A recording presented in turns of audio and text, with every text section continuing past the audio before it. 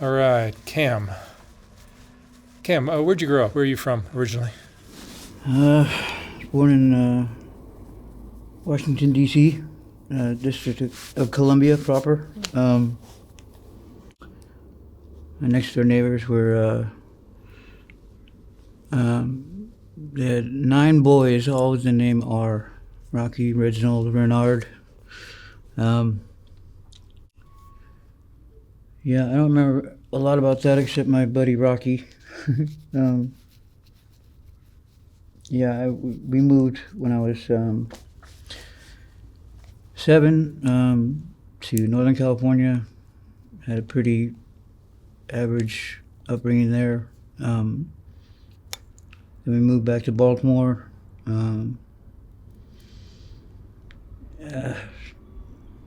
can't say much about my upbringing other than it was strange, but there was nothing that really sticks out. It's like, No terrible rough spots or anything you had to go through? I had great parents, That's great. Good for you. It was my, I don't know what it was about it, early on listening to some of those bands, I was almost drawn to, I think I sought, Nirvana and all those, the older bands in the 60s, the singers that died from heroin and stuff. It was never it wasn't I didn't see it as it didn't scare me. It fascinated me. I romanticized it, and as soon as I was old enough to figure out where to go, I went there for sure. And so when I was 16, we moved back to Baltimore. And if anybody knows Baltimore, it's there's great drugs in the inner city. So, and I went there as like a 15, 16-year-old. I remember the cops pulled me over one time. I was in like a bad part of Baltimore downtown, and they pulled me over, and I thought I was screwed. I think I was like 15 in my parents' Suburban. And they were just concerned because they were like, what are you doing down here, kid? Like, it was like after school I just decided to go to a bad part of town. I don't know what was going on with me, but I wasn't happy with where I was at. And I went from a public school in California, hallways are outside, you know what I mean, just to private school in Maryland. And it was just absolute culture shock to me. They made me wear like button-up shirts, tie, and I think I took acid for every day for, I think that first year I was there, I took a lot anyway, needless to say. And then it just kind of spiraled from there, and I ended up dropping out of high school. Of course, my parents were beside themselves with what to do with me. They decided I needed to go to treatment. I remember my dad came and picked me up from my friend's house that I'd been kind of hiding out at. I would go leave for weeks at a time, and I remember we had been at some rave or something, some late night thing, and we had all crashed out at my buddy's house, and somebody was knocking on the back sliding glass door. Turns out it was my dad. Well, when I woke up, I didn't realize it at the time, but when I went to the door to talk to him, I had blood streaming down my face this way, because it had dried anyway. And I went after. He was like, "Where have you been? You need to come home." And that ended up being the day I had an intervention, and they ended up deciding I needed to go to Minnesota. which was like, again, just totally unprepared for that. Is it a rehab?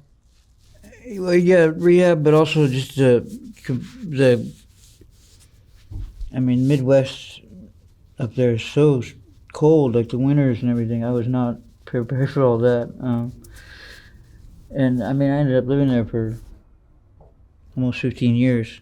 Obviously, that wasn't the plan initially. But I ended up meeting what would be my best friend, and we ended up starting this band. And I really didn't have music. To me was like the most incredible, like, I just adored music, and I never thought that it was something that like I could create, that music could come out of me. And working with my bass player's name was Chad. Working with Chad, he I don't know, I just the best way I can put it is like I was a dry sponge, and he was just like an endless supply of water, and I just soaked up all the, he had gone to school for music since he was like 10 or 12, and such a talented, gifted guitar player. And anyways, so we decided to start this band, and we were both playing kind of guitar with each other, writing songs. And I remember the decision was that neither of us were going to play guitar, so he was going to play the bass. And the decision to make me the singer was as simple as Chad was like, well, I can't sing, so you have to. And to that point, I had never sang out of the, I'm not kidding, I'd never sang out of the shower. I never sang in front of anybody. And still to this day, I can't really, like in an intimate setting like this, I can't, it's just like too nerve-wracking to me. It's too personal, but I don't know. The voice is such a personal, like vulnerable thing. It's like I can't even. I don't know how to describe it properly, but it's like gut-wrenching and really hard for me to do, but it's like beautiful and just feels right at the same time.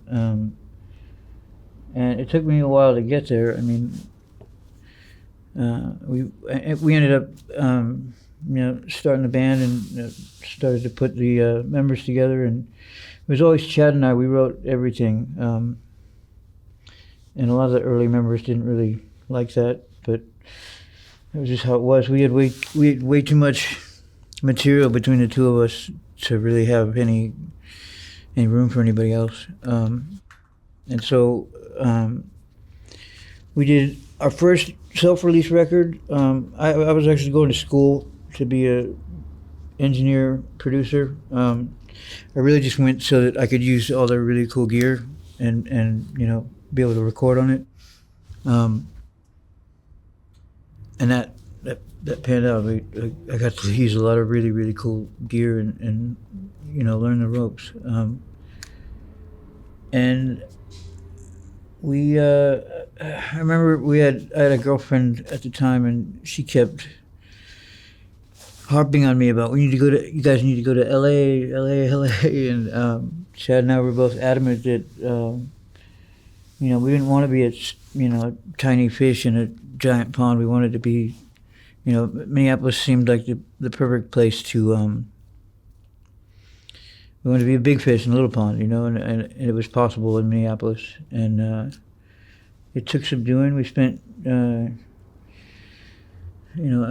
almost 4 or 5 years. We made like mailing lists, and everybody that signed it, we would like make not personal to the person, but like every show we had like some neato flyer we'd send them, and I don't know, it's just cool. Not a lot of bands were doing stuff like that at the time. I mean, this is still when computers and emails and stuff were like barely getting into the framework of society. Anyway, so it took us about 4 years, and we put some pretty good songs together. We recorded that self-released record. It was called Trepidation, which is the practice of, I guess they do it in, I might get this wrong, but they do it maybe in South America. The tribes will drill a hole into the top of their skull to, they say it's to release whatever demons they have. And so we thought that was a cool title for the record. And just by chance, we ended up on a show with System of a Down. It was their first tour cycle for their debut record, the one, I think it's the self-titled one that has the like hand on the cover. And just by chance, Darren, the guitar player, had broken his leg, and so they had cut the tour short, and they were driving from New York back to LA, and they just kind of hopped on an already existing show. There was already 4 bands that were playing, and they hopped on as the 5th. Actually, there were 3 bands playing. They hopped on as the 4th, and somehow we were able to like wiggle our way into like the middle of the 5. So 2 bands and us and another band and then System, and it just so happened that time slot enabled System to have enough time to kind of come see us and then go get ready for their show. So for whatever reason, they both Darren and Shavo, the guitar player and bass player, ended up seeing our set, and Shavo was having lunch with our producer Rick Rubin, who's the producer of their music, and he asked Shavo over some crazy weird salad lunch he was eating, if he had seen any bands while they had been on tour. And mind you, they had been on tour for about a year and a half. I mean, no joke.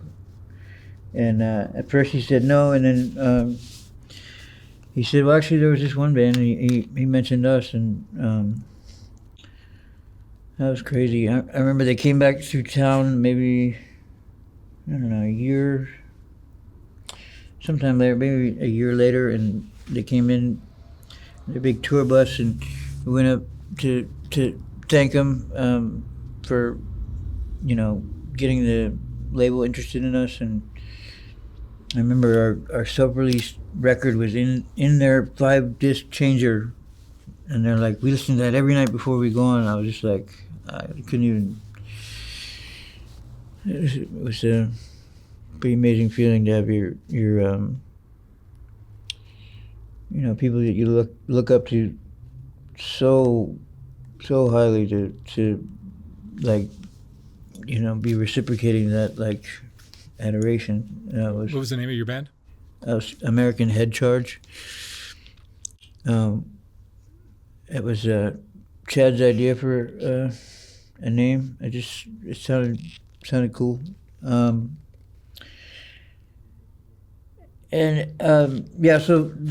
he told Rick about us, and their A&R guy.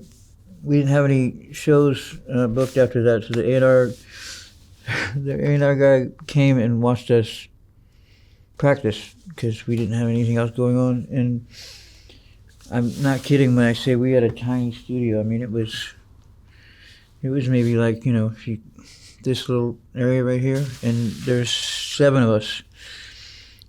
We put like a folding chair in the middle of the room, and then it's just all of us. And I can't imagine being in that chair because it was like we were like this close to him. You know what I mean? And we were all playing some pretty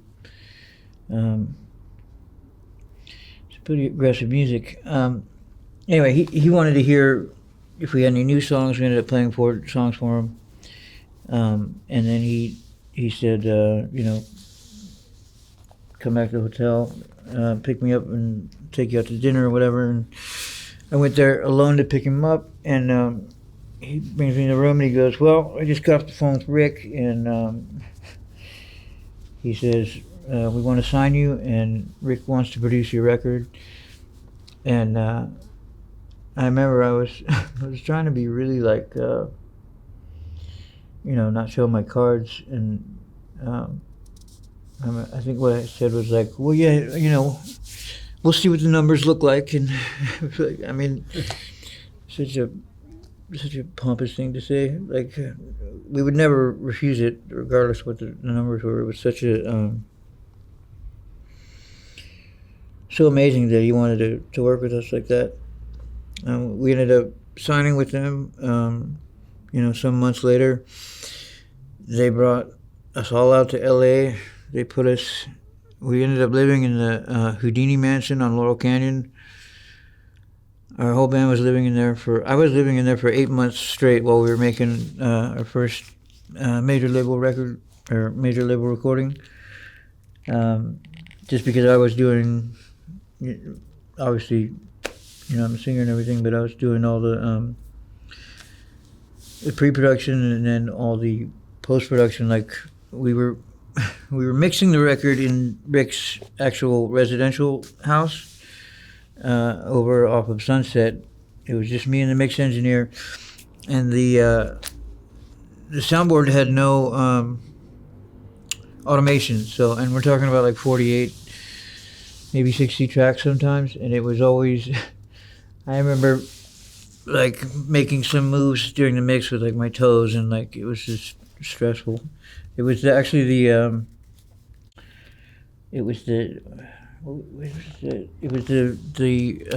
board that Fleetwood Mac recorded Rumors on. So it had some definitely had some mystique to it.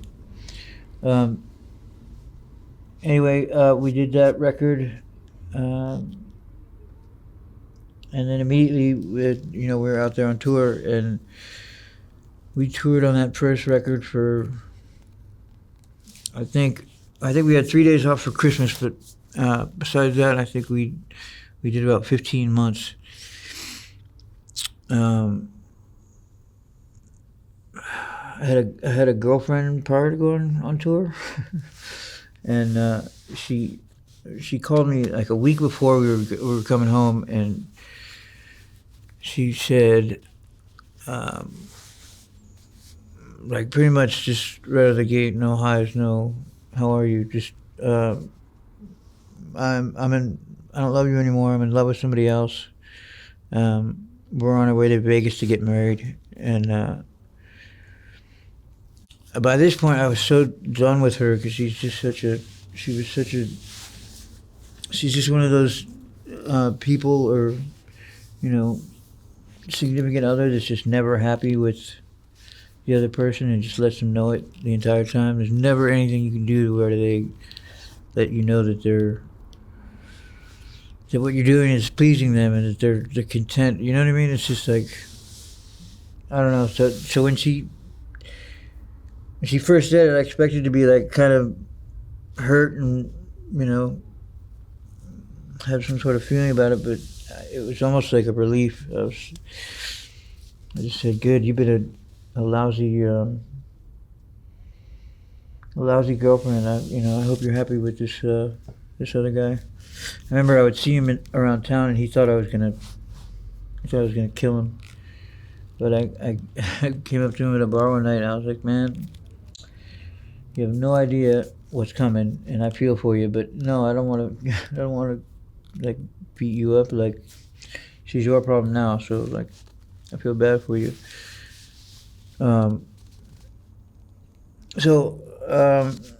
God, stories I could tell you about while we were recording that first record, that just idiotic women's drama. Like, never mind, I don't want to go into any of that. So we did that record, and then we went home to start recording our next record, and it ended up, we're sending Rick notes across, from Minnesota all the way to LA, and it's, Rick's obviously busy. We're trying to be as productive as possible, and it's just there's not getting a lot of feedback. I mean, I remember his notes for the record they were just very like one or two words, and it was really hard to figure out what he wanted us to do with the songs. And anyway, this is over the course of 5-6 months. We ended up deciding to ask him to release us from the contract, and surprisingly, he was willing to do that because I think he agreed with us that we needed a producer that was a lot more hands-on. I mean, on the first record, the producer was very. I mean, he was the producer, but there was also an engineer who really helped us sculpt the songs, and we needed that again. And we actually got that same engineer to produce the second record.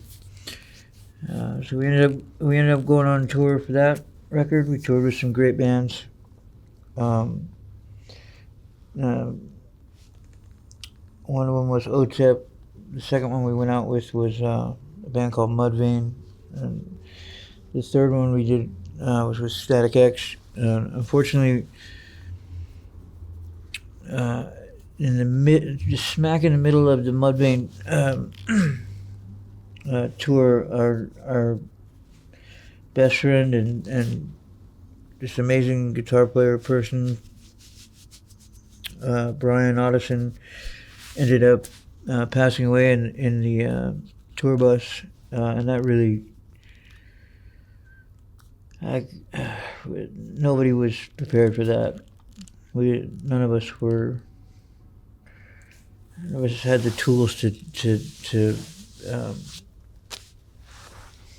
process that. The best thing we could come up with is, Brian would want us to be out on tour, making music. If he were in our shoes, and so we went home for like 3 days, buried him, and ended up coming right back out on tour. And we were out of our minds. We didn't know how to deal with it, how to process it. So there was a lot of sideways anger and animosity coming out all over the place to each other, to just it was everywhere, and nobody was dealing with it well.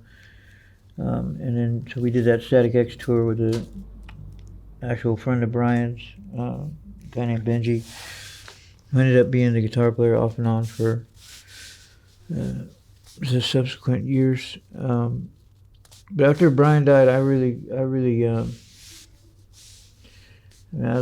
that dude. I love making music with him, and I couldn't process it. I felt a lot of guilt for his death because he died in part. He had stinging antibiotics for strep throat. He had gotten strep throat for like a second time. He wasn't able to deal with the rigors of being on tour and all that goes into that, and your immune system's just got to be on. It's tough, and he just wasn't, used to it. This was his his second tour, and his body was just not handling it. So he ended up taking some pills that I had. I mean, I was deep in my addiction. I had a jar of pills like about this big, and it was just a grab bag of like every opiate, benzo, muscle relaxer. It was, at the time I thought it was awesome, but I think in a lot of ways, had that not been there, Brian might still be alive. So I struggled with a lot of guilt over that. It certainly fueled more spiraling, and I really kind of turned my back away from the band for a number of years, and then started to write music again. And I can't really get away from it. I mean, it's like every record seems to be doomed somehow. I mean, we did our when we released.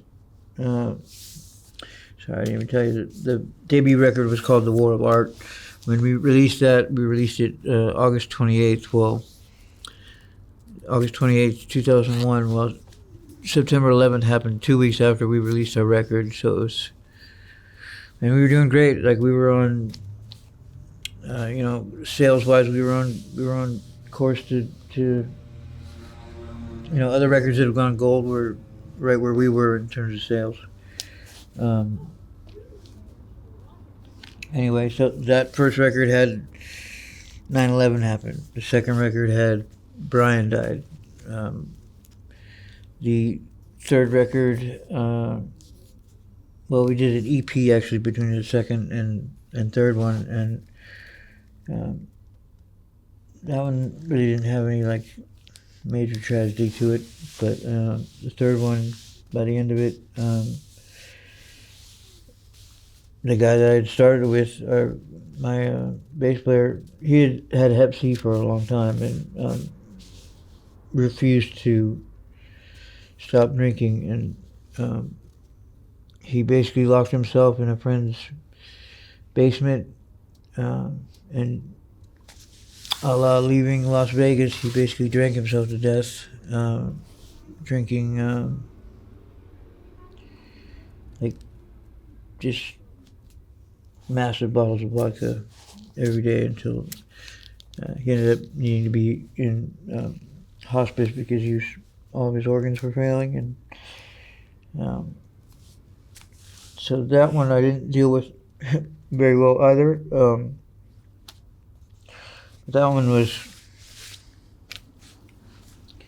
I mean, Chet and I had a connection that was otherworldly, and when he died, I really went off the deep end.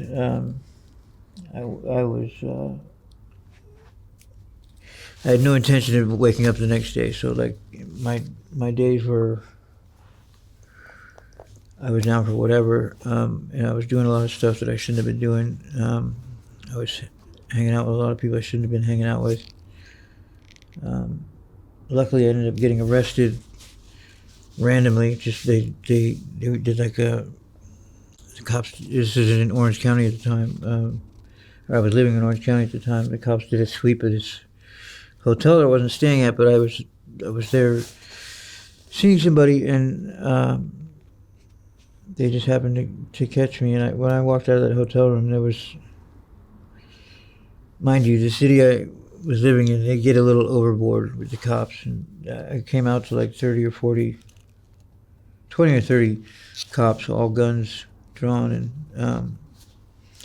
I look back on that. I'm really lucky they did, because I had some bad plans with some bad people to do some really nasty stuff, and I'm really glad I didn't get a chance to do any of that. Anyway, I ended up doing like 3 months, and then I had to do some treatment to satisfy the courts. I did that, came out, and we made our last record.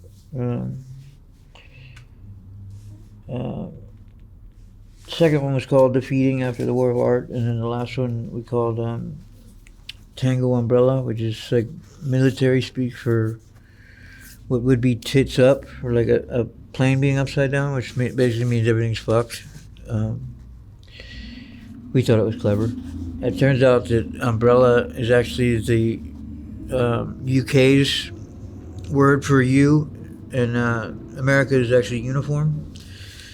But we kept it because we did really well over in the UK, and it was kind of a weird small nod to them, because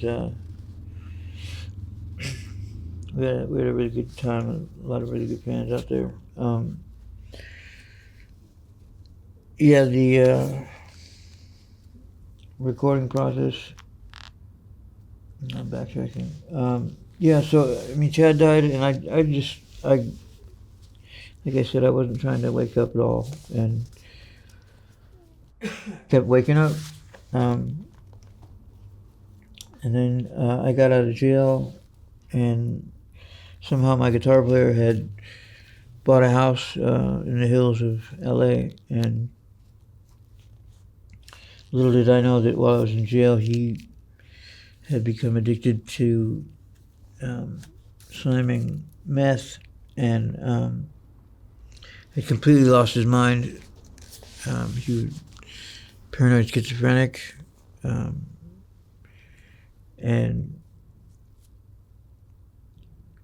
he was beyond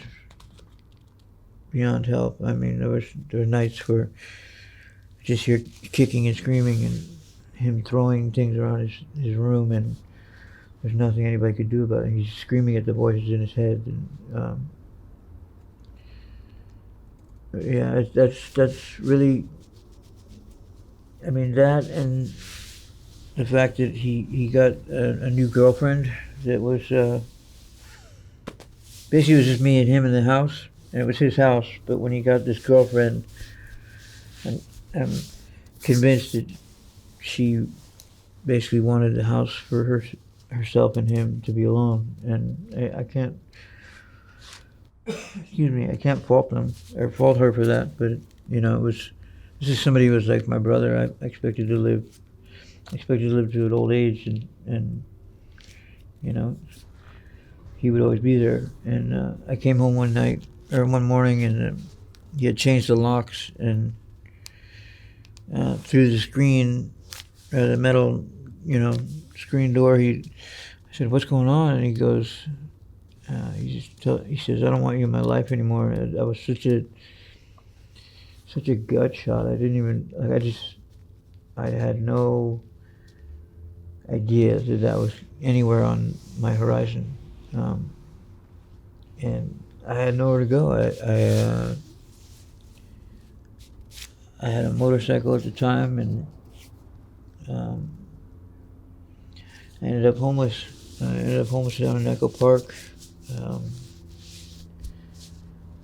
And I migrated after they closed Echo Park down to a couple different places, and then ended up down good old MacArthur Park, and been there for years. How long you been there? I honestly have lost track. It's been a long time though. At least 5 or 6 years. And a couple of my friends were looking for me, and I just,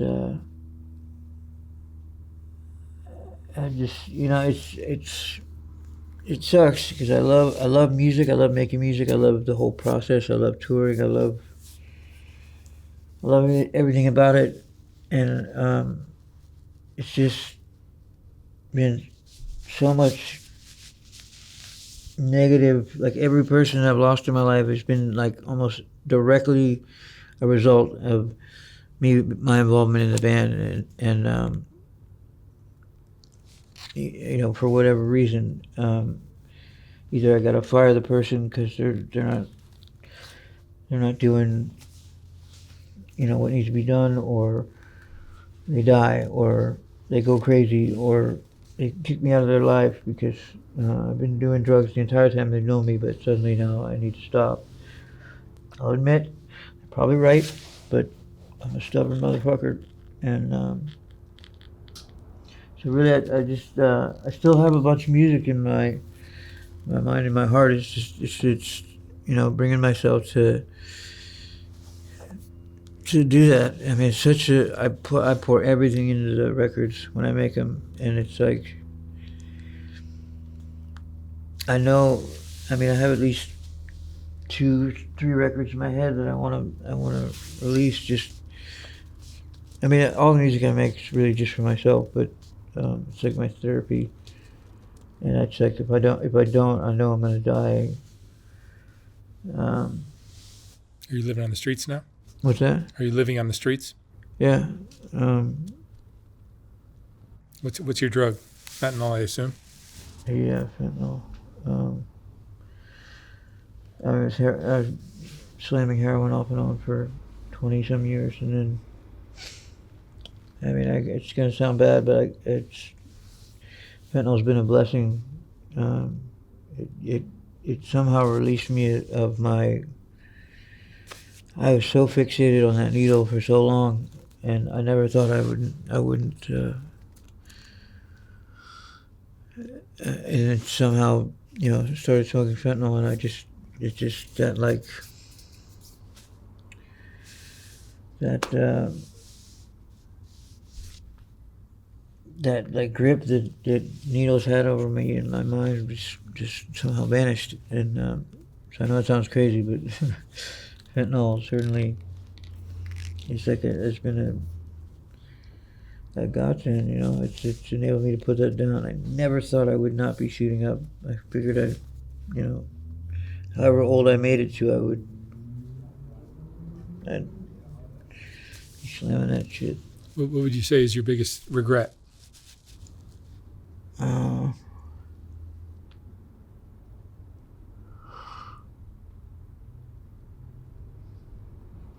I don't know. I mean, it's shit, man. I got a lot. The biggest one, I guess, is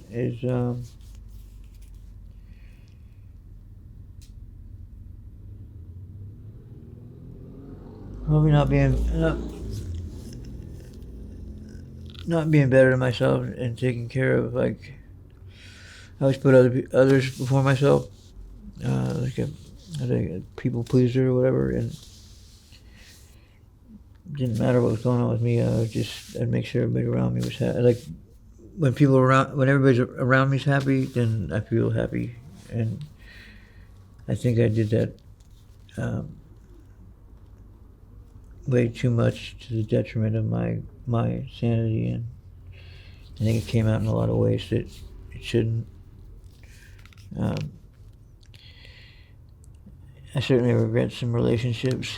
I regret not ever, I think I would have been, I think there's two things I'm supposed to do in this world. One was make music, and one was, I thought at one point, was to be a father. And, obviously there's, not that old, there's certainly time, but I regret not, but as I say that, it's like I didn't have the right girl, so like how can I regret? It's a good thing I didn't have a family with somebody I wouldn't have wanted to be with. But why do you blame, if you had to blame something for why you don't have kids and you're no longer making music, what would you say that is? I just know how selfish I am.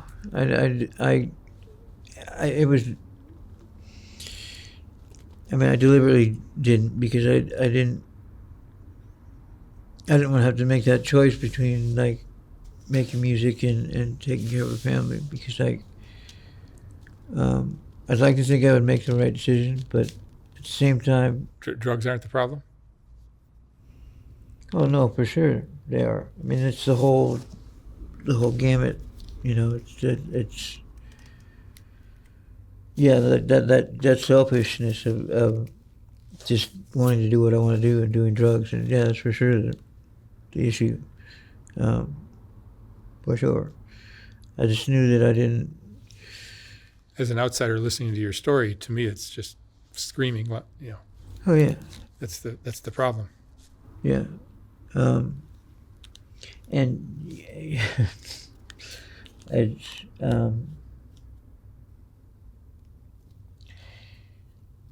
it's just like in my head, I'm like, it just doesn't matter, right? That's just what I want to do, and I'll do it till like clearly till the wheels fall off, and I've been in and out of jail a bunch, and never thought I would be doing that as a youngster, yeah. Do you think there's a chance you'll be down here the rest of your life? Homeless on the streets? Mm-hmm. No. I can't. I certainly have it in me to I have been sober for periods of time in the past, and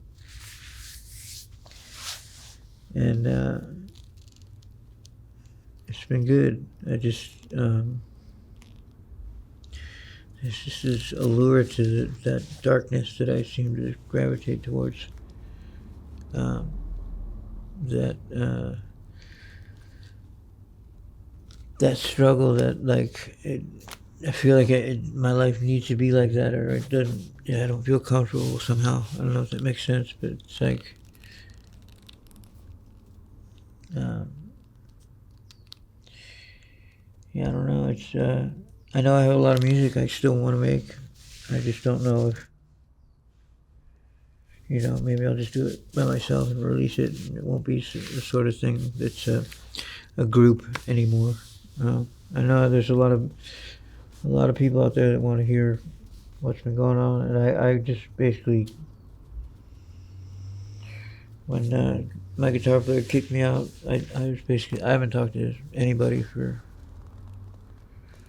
years, and I honestly don't really want to. They don't have, I don't feel like they, I sound like an asshole I say this. I don't think they have anything for me, but Let me ask you one last question. What would you say is the most important lesson you've learned in your life? God damn.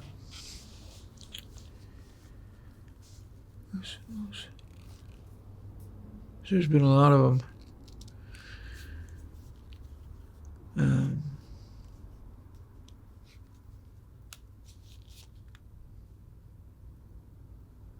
It's a good question.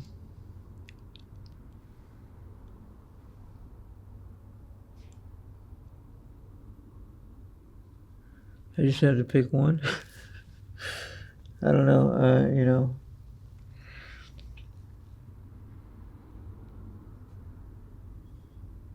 I try to backtrack. My biggest regret is probably not spending more time with my father before he passed.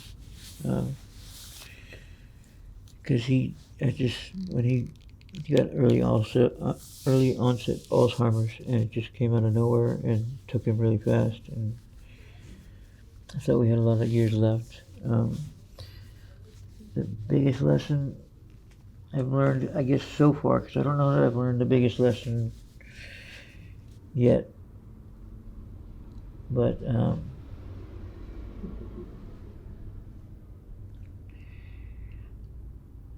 know. Maybe it's not all about me as much as I want to believe it is. It's not. I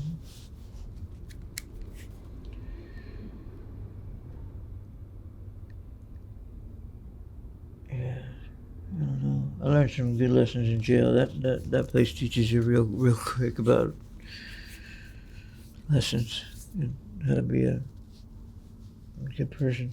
Anyway, I don't know if this is a good interview, man, but All right, Cam, thank you so much for sharing your story. yeah, thanks, Mark. Thank you.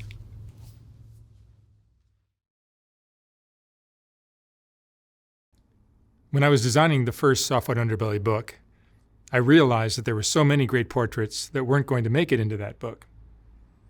They just wouldn't fit. And once I saw how well that first book sold, I knew I'd have to design a second book. This second book is finally ready to ship. Like the first one, this book has a collection of some of the best portraits from White Underbelly, accompanied by a quote from that person's interview. This book features another group of Rebecca portraits, as well as a collection of color images of the Whitaker family, and plenty of others. You can order yours for $125 or $150 for a signed copy at softwhiteunderbelly.org. Again, like the first book, once this book is sold out, I will not be printing more of them. The portraits are what White Underbelly is all about, and these two books contain the best of all that work. Thank you for watching.